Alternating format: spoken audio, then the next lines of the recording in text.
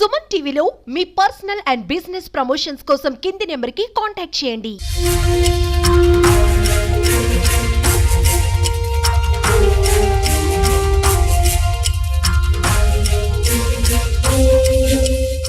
ఏపీలో మరోసారి విస్తారంగా వర్షాలు కురుస్తున్నాయి. నిన్న రాత్రి నుంచి తూర్పు రాయలసీమ కోస్తా ప్రాంతాల్లో కుంభవృష్టి కురుస్తుందని చెప్పొచ్చు. అయితే ఆగ్నేయ బంగాళాఖాతంలో ఏర్పడినటువంటి అల్పపీడనం అది వాయుగుండంగా మారే అవకాశాలు ఉన్నట్టు వాతావరణ శాఖ ఇప్పటికే హెచ్చరిక జారీ చేస్తోంది.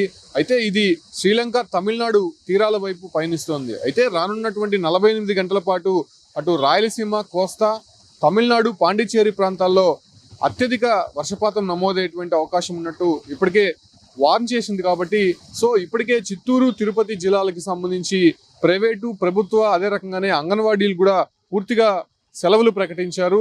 అయితే ఎమర్జెన్సీ సర్వీసులకి సంబంధించి కూడా ఇప్పటికే అలర్ట్ చేసినటువంటి పరిస్థితి. దాంతోపాటు కూడా అధికారులు సెలవులను కూడా పూర్తిగా రద్దు చేశారు. ఎక్కడైతే ఇబ్బందులు ఎదుర్కొంటున్నారో ప్రజలు ఆ ప్రాంతానికి ముందస్తుగా వెళ్ళి అక్కడ తగిన జాగ్రత్తలు తీసుకోవాలని చెప్పి ఇప్పటికే సూచనలు చేశారు. అయితే నిన్న రాత్రి నుంచి కూడా కుంభవృష్టి కురుస్తుంది. అటు తిరుపతి తిరుమలలో కూడా భారీ వర్షాలు కురుస్తుండడంతో యాత్రికులు కూడా కొంత ఇబ్బందులు ఎదుర్కొంటున్నారు చెప్పొచ్చు. అయితే ప్రస్తుతం నేను తిరుపతిలో ఉన్నటువంటి ఆర్సీ రోడ్డు వద్ద ఉన్నాను. ఇక్కడ చూడొచ్చు మొత్తం రోడ్ అంతా కూడా పూర్తిగా జలం అయిపోయినటువంటి సిచ్యువేషన్స్ చూస్తున్నాం. అంటే ఇదే తరహా వాతావరణం మరికొన్ని ప్రాంతాల్లో కూడా కనిపిస్తోంది. అయితే కొన్ని లోతట్టు ప్రాంతాలు ఏవైతే ఉన్నాయో అది ఇప్పటికే కూడా పూర్తిగా నీట మునిగే పరిస్థితికి అయితే అక్కడికి వచ్చిందని చెప్పుకోవచ్చు. అయితే ఇక్కడ ఉన్నటువంటి డ్యాములు కావచ్చు, చెరువులు, అదే రకంగానే కొన్ని ప్రాంతాల్లో ఉన్నటువంటి అవన్నీ కూడా పూర్తిగా నిండుకుండలా కనిపిస్తున్నాయి.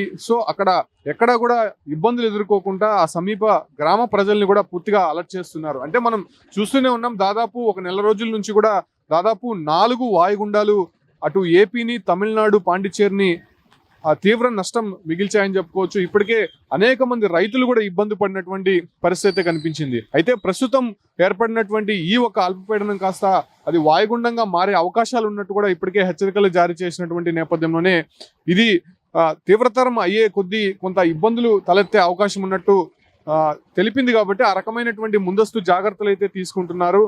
అయితే రానున్నటువంటి 4 రోజుల పాటు చెన్నై సహా ఏదైతే తమిళనాడులో ఉన్నటువంటి కడలూరు కావచ్చు, లేదంటే మైలాడుదురై, నాగపట్నం, కారైకల్లు, చెంగల్పట్టు, విలుపురం జిల్లాల్లో భారీ వర్షాలు కురుస్తున్నాయని చెప్పి కూడా ఇప్పటికే అక్కడ రెడ్ అలర్ట్, అదేవిధంగా ఆరెంజ్ అలర్ట్ కూడా జారీ చేస్తున్నటువంటి సిచ్యువేషన్స్. దాంతోపాటు కూడా ఇంకా కొన్ని ప్రాంతాల్లో తిరువారూరు కావచ్చు, తంజావూరు, కల్లకురిచి ఈ ప్రాంతాల్లో కూడా అంటే మనం ఇటీవల చూసాం తిరువన్నామలై, అదే రకంగా కృష్ణగిరి జిల్లాలకు సంబంధించి భారీ వర్షాలు కురిసినటువంటి పరిస్థితి అయితే మనం చూస్తూ ఉన్నాం.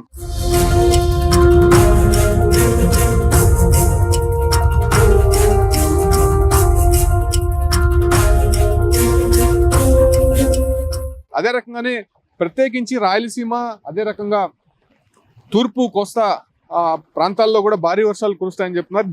దాంట్లో భాగంగానే అటు చిత్తూరు, తిరుపతి, తిరుమల, శ్రీకాళహస్తి, అదే రకంగానే నగిరి, పుత్తూరు, సత్యవేడు ఈ ప్రాంతంలో నిన్న రాత్రి నుంచి కుంభవృష్టి కురుస్తోంది. అయితే అక్కడ కొన్ని గ్రామాలకి పూర్తిగా కూడా రాకపోకలు నిలిచిపోయినట్టయితే మాత్రం వాతావరణ శాఖతో పాటు అక్కడ ఉన్నటువంటి స్థానిక అధికారులు కూడా ఇప్పటికే ఒక ఇన్ఫర్మేషన్ అయితే ఇచ్చినటువంటి పరిస్థితి. అంటే ఆ ప్రాంతాల్లో ఎక్కువ వర్షపాతం నమోదయ్యేటువంటి అవకాశం ఉన్నట్టు కూడా హెచ్చరికలు అయితే జారీ చేస్తున్నారు.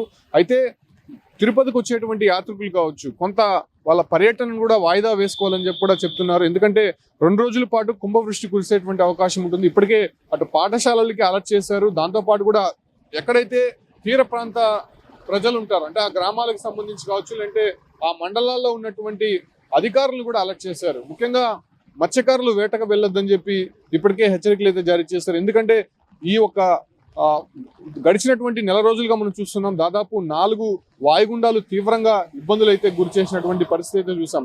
ఆ రకమైనటువంటి పరిస్థితులు మళ్ళీ ఏర్పడేటువంటి అవకాశం ఉండడంతో కొన్ని జాగ్రత్తలు తీసుకుంటున్నారు. దాంతోపాటు కూడా చెన్నై నగరం మరోసారి కొంత ఇబ్బందుల్లో ఉందని చెప్పుకోవచ్చు. ఎందుకంటే గతంలో మనం చూసాం అనేక ప్రాంతాల్లో లోతట్టు ప్రాంతాలు ఉన్నటువంటి నేపథ్యంలోనే అక్కడ పూర్తిగా జలమయమైనటువంటి పరిస్థితి కనిపిస్తోంది. సో ప్రత్యేకించి తిరుపతికి విషయానికి వస్తే గతంలో చూసాం కపిలేశ్వర స్వామి జలాశయం కావచ్చు, అంటే అక్కడ జాలువారుతున్నటువంటి నీరు ఉధృతంగా ప్రవహించడంతో తిరుపతిలో ఉన్నటువంటి అనేక లోతట్టు ప్రాంతాలు కూడా జలమయమయ్యాయి. అదే సిచ్యువేషన్ మనం ఇక్కడ చూస్తున్నాం. అయితే ప్రత్యేకించి తిరుపతిలో ప్రధానమైనటువంటి సమస్య డ్రైనేజ్ సమస్య. అంటే సరైనటువంటి కాలువలు లేవు, డ్రైనేజ్ సిస్టమ్ లేకపోవడంతోనే లోతట్టు ప్రాంతాలంతా కూడా పూర్తిగా జలమయమయ్యి ఇళ్లలోకి నీరు చేరేటువంటి పరిస్థితులు చూసాం. శిథిలావస్థలో ఉన్నటువంటి అనేక ఇల్లు భవనాలు కూడా కూలిపోయినటువంటి పరిస్థితి.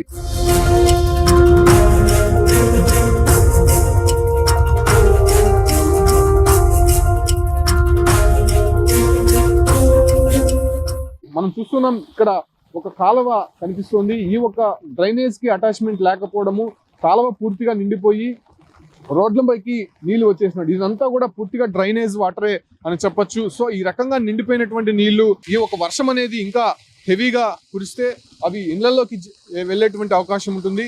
సో మనం చూస్తున్నటువంటి ఈ సిచ్యువేషన్స్ చాలా తక్కువ. తిరుపతిలో అనేక ప్రాంతాల్లో ఇప్పటికే వెళ్ళలేనటువంటి పరిస్థితి అయితే కనిపిస్తోంది. వాహనాలు సరిగ్గా టైర్లు పూర్తిగా మునిగిపోయి చాలా వరకు ఆగిపోయినటువంటి పరిస్థితి అయితే కనిపిస్తోంది. అయితే ఇదే సిచ్యువేషన్స్ మరో 48 గంటల పాటు ఉండే అవకాశం ఉండడంతో కొంత అలర్ట్ చేసే ప్రయత్నం అయితే ఇప్పటికే అధికారులు చేస్తున్నారు. అయితే అత్యంత జాగ్రత్తగా ఉండాలని చెప్పి కూడా చెప్తున్నారు. దాంతోపాటు కూడా పునరావాస కేంద్రాలను కూడా ఇప్పటికే ఏర్పాటు చేస్తున్నారు. ఎందుకంటే రాబోయేటువంటి 48 అవర్స్ చాలా క్రూషియల్గా ఉంటుంది. ఎక్కువ వర్షపాతం నమోదయ్యేటువంటి అవకాశం ఉంటుంది. ముఖ్యంగా తిరుమలకు వెళ్ళేటువంటి మార్గాలు కావచ్చు. మొన్న చూసాం మనము అనేక ప్రాంతాల్లో కొండ చర్యలు విరిగిపడిపోయినటువంటి పరిస్థితి. అయితే ఆ ప్రాంతాల్లో కొంత వాహనదారులు కూడా ఇబ్బందులకు గురైనటువంటి పరిస్థితి చూసాం. సో ఆ రకమైనటువంటి పరిస్థితులు మళ్ళీ ఎదురు కాకుండా జాగ్రత్తలు అయితే తీసుకుంటున్నారు.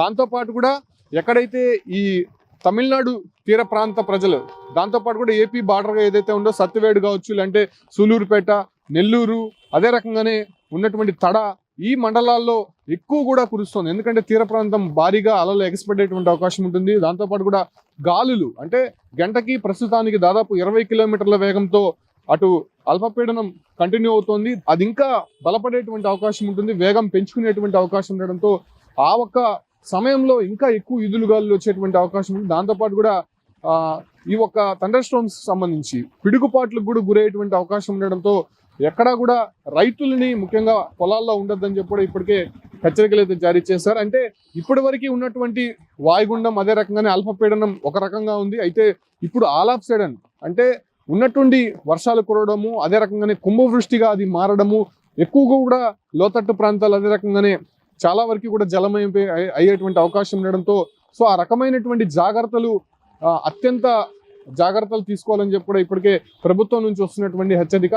సో తిరుమలకు వచ్చేటువంటి యాత్రికులు కావచ్చు, అంటే ఈ ఒక్క ప్రాంతాల్లో ఏదైతే రాయలసీమ, కోస్తా, అదే రకంగా తమిళనాడు, పాండిచ్చేరి ప్రాంతాల్లో ఎవరైతే అధికారులు కొంత అలర్ట్స్ అయితే జారీ చేశారో ఆ ప్రాంతాల్లో ప్రజలు అత్యంత జాగ్రత్తగా ఉండాలని చెప్పి కూడా ఇప్పటికే ఐఎండీ హెచ్చరికల నేపథ్యంలోనే ఆ రకమైనటువంటి జాగ్రత్తలు ముందస్తు చర్యల్లో భాగంగా అన్ని కూడా చేస్తున్నటువంటి పరిస్థితి కనిపిస్తోంది.